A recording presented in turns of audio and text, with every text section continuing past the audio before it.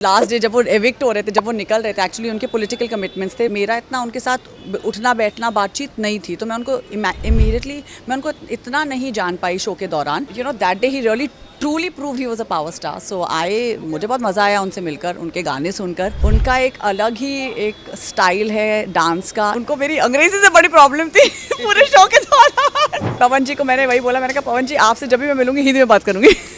मैं तो अभी भी बोलती हूँ कि Arjun is a clear winner. You know मैंने जब आपको देखा मैं बोला what she is doing here. हमने स्पोर्ट्स में देखा है, मेरा यही था मेरा फर्स्ट रिएक्शन। आपका फर्स्ट रिएक्शन क्या था जब आपको ऑफर हुआ?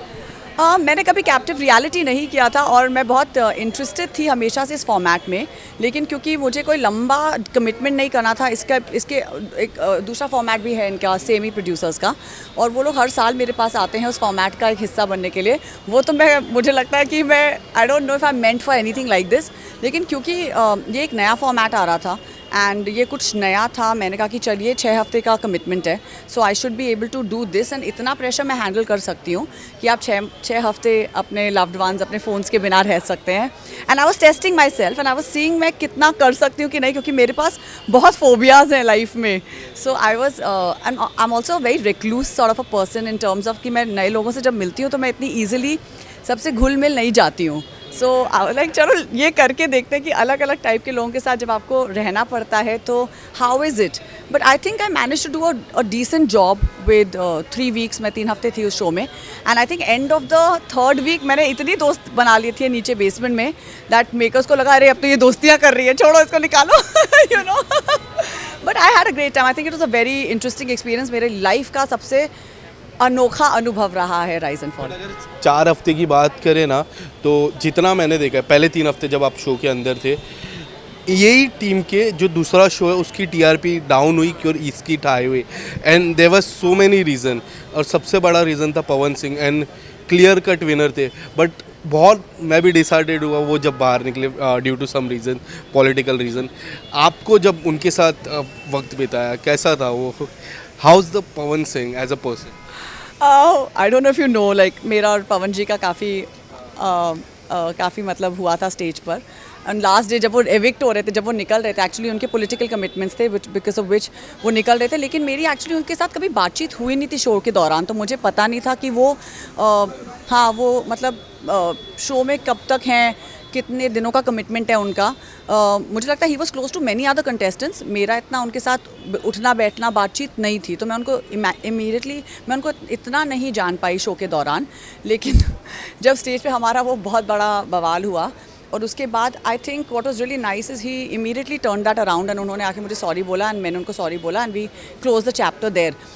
तो मुझे एक चीज़ तो उनके बारे में समझ आई कि यू नो जो इंसान इतना बड़ा करियर जीता है उसको कैसे अपने आप को प्रोजेक्ट करना होता है सबके सामने, आपको कैसी डिसीशंस लेने पड़ते हैं you know as such a big power star. And you know that day he really truly prove he was a power star. So मुझे बहुत मज़ा आया उनसे मिलकर, उनके गाने सुनकर। उनका एक अलग ही एक स्टाइल है डांस का। You know he is really fun actually. और उनको मेरी अंग्रेजी से बड़ी प्रॉब्लम थी पूरे शो के दौरान, क्योंकि मुझे बहुत लोगों ने बोला कि आप अंग्रेज़ी में बात करती थी। मैंने कहा यार जो मैं हूँ वही हूँ ना, मतलब मैं अंग्रेज़ी में बात करती हूँ क्योंकि मैं रोज़मर्रा की ज़िंदगी में वैसे ही बात करती हूँ।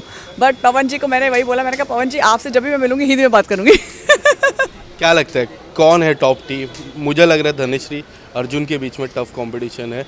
एंड अर्जुन कई हद तक, मुझे जितना मैंने आज तक बिग बॉस हो जाए या फिर इतनी सारे reality, Arjun is a clear winner for me. What do you think? Well Arjun is my only friend in the show and मैं हमेशा से बोलती हूँ कि अर्जुन मेरे लिए हमेशा से डे 1 से विनर रहा है।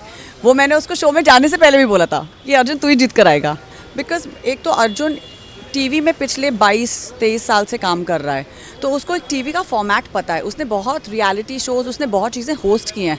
सो आई थिंक समवेयर उसको एक आइडिया है कि लोग कैसे बिहेव करते हैं, लोग जब इन सिचुएशंस में जाते हैं तो क्या होता है। And he is kept a very neutral balance in the show.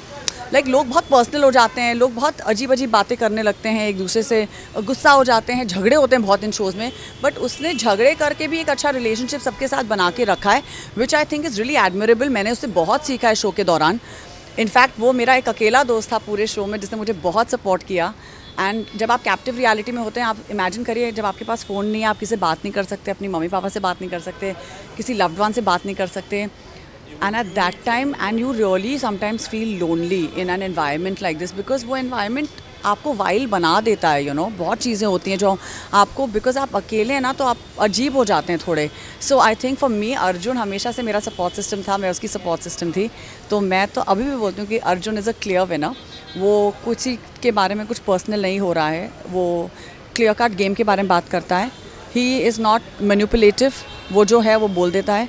And he knows how to balance a situation, which I think is what is required for a game like this. And that's a clear quality of a ruler. So he's really the true ruler. Thank you so much and all the best आपके coming projects. Thank you.